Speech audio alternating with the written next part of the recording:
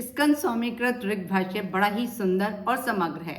इसमें प्रत्येक सूक्त के आरंभ में उस सूक्त के ऋषि, देवता, छंद का उल्लेख किया गया है। साथ ही अनुक्रमणियों, निघंटु, निरुक्त आदि वैदिक अर्थोपयोगी ग्रंथों से आवश्यक उद्धरण प्रमाण स्थान स्थान पर दिए गए हैं। स्कंद स्वामी के इस भाष्य का प्रभाव सायण पे भी पड़ा है।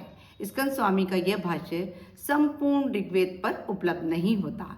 ऐसी मान्यता है कि स्कंद स्वामी ने अपना भाष्य आधे ऋग्वेद 4 अष्टक पर ही लिखा था। शेष भाग को नारायण एवं उद्गीत ने मिलकर पूरा किया था।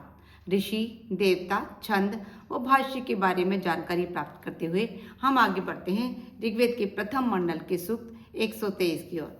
नमस्कार सभी को।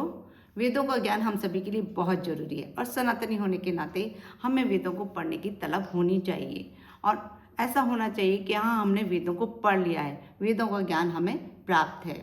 आपने अभी तक इस चैनल को सब्सक्राइब नहीं किया है तो इसको सब्सक्राइब कर लें, साथ ही बेल आइकन भी दबा लें, क्योंकि मैं रोज़ एक सूक्त डालती हूँ और बहुत ही सरल शब्दों में समझाने की कोशिश करती हूँ और आशा है आप सभी को समझ में आ भी रहा होगा। अपने वैल्यूबल कमेंट्स देना भी ना भूलें, क्योंकि वो मुझे मोटिवेट करते हैं। चलते हैं सूक्त 123 की ओर। इसके ऋषि हैं कक्षीवान, देवता हैं अश्वनी कुमार, छंद है तिष्टुप।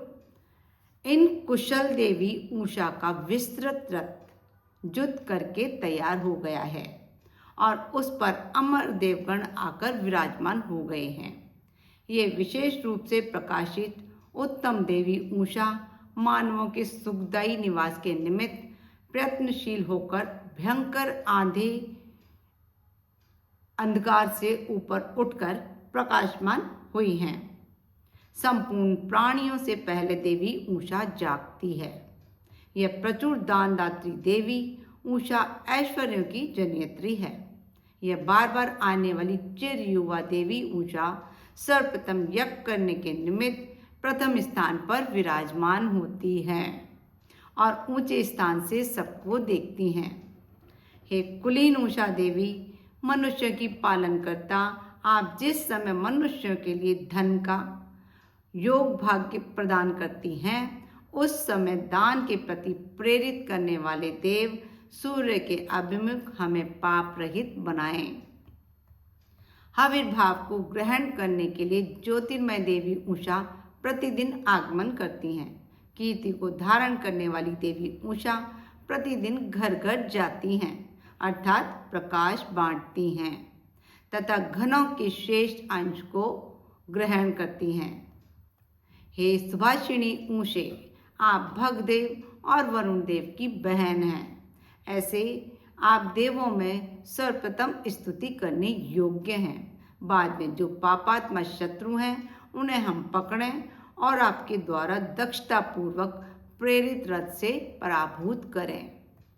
हमारे मुख श्रोतगान करें, प्रखर विवेक बुद्धि सत्कर्मों की ओर प्रेरित करें। प्रज्वलित अग्नि ज्वलनशील रहे, तब उनके निमित्त तेजस्वी उषाएं अंधकार से छिपे वांछित धनों को प्रकट करें। विपरीत रूप वाली रात्रि और देवी उषा क्रमशः आती और जाती हैं। एक के चले जाने पर दूसरी आती है।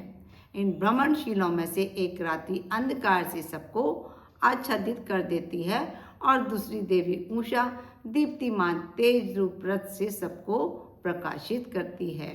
बहुत ही सुंदर वर्णन है और बहुत ही सिंपल सरल शब्दों में है, इसलिए आराम से सभी को समझ में आ रहा होगा।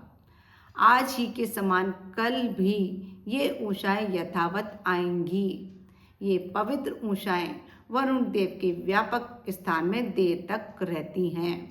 एक एक देवी उषा 30-30 योजनों की परिक्रमा करती हुई नियत समय पर कर्म प्रेरक सूर्य देव से आगे आगे चलती हैं। हमारे ऋषि मुनि और जो बुजुर्ग थे वो सुबह बहुत जल्दी उठ जाया करते थे, लेकिन आजकल हमारे में विकार आ गया है और हम देर से उठते हैं और उषा काल का अनुभव नहीं कर पाते। यदि हम जल्दी उठने लग जाएं, कुछ दिन हमें परेशानी तो होगी, लेकिन बाद में हमें मालूम पड़ेगा कि वास्तव में जल्दी उठने से कितने फायदे हैं। दिन के प्रारंभिक काल को जानने वाली गौर वर्णा तेजस्वी उषा काली रात्रि की काले अंधकार से उत्पन्न होती हैं। ये स्त्री रूपी देवी उषा सत्य व्रत को न त्यागती हुई प्रतिदिन निश्चित समय पर आती और नियम पूर्वक रहती हैं। हे देवी उषे, शरीर के स्वरूप को प्रकट करने वाली कन्या के समान भी आप अभिष्ट कामना पूरक पति रूप सूर्य देव के पास जाती हैं। पश्चात नवयुवती के समान मुस्कुराती हुई कांतिमती होकर अपने प्रकाश किरणों रूपी वृक्ष स्थल को प्रकट रूप से प्रकाशित करती हैं। माता द्वारा सुशोभित की गई नवयुवती के समान रूपवती ये देवी उषा अपने प्रकाश किरणों रूपी शारीरिक अंगों को मानो दिखाने के लिए प्रकट हो रही हूँ। हे उषे, आप मनुष्य का कल्याण करती हुई व्यापक क्षेत्र में प्रकाशित रहें। अन्य उषाएं आपकी तेजस्विता की समानता नहीं कर सकेंगी। अश्वों और गौओं से युक्त सबके द्वारा आदर योग्य, वरण करने योग्य सूर्य देव की किरणों से अंधकार को दूर भगाने में प्रयत्नशील तथा कल्याणकारी यशस्विता को धारण करने वाली उषाएं दूर जाती सी दिखती हैं, लेकिन फिर वहीं आ जाती हैं। हे देवी उषे, सूर्य देव की रश्मियों के अनुकूल रहते हुए आप हमारे अंतरंग में कल्याणकारी कर्मों की प्रेरणा प्रदान करें। आप आवाहित किए जाने पर हमारे अभिमुख प्रकाशमान रहें। हमें और ऐश्वर्यवानों को प्रचुर मात्रा में धन संपदा प्रदान करें। ये हुआ सूक्त 123। अब नेक्स्ट वीडियो में हम मिलते हैं सूक्त 124 के साथ। नमस्कार सभी को, खुश रहें, स्वस्थ रहें, मस्त रहें।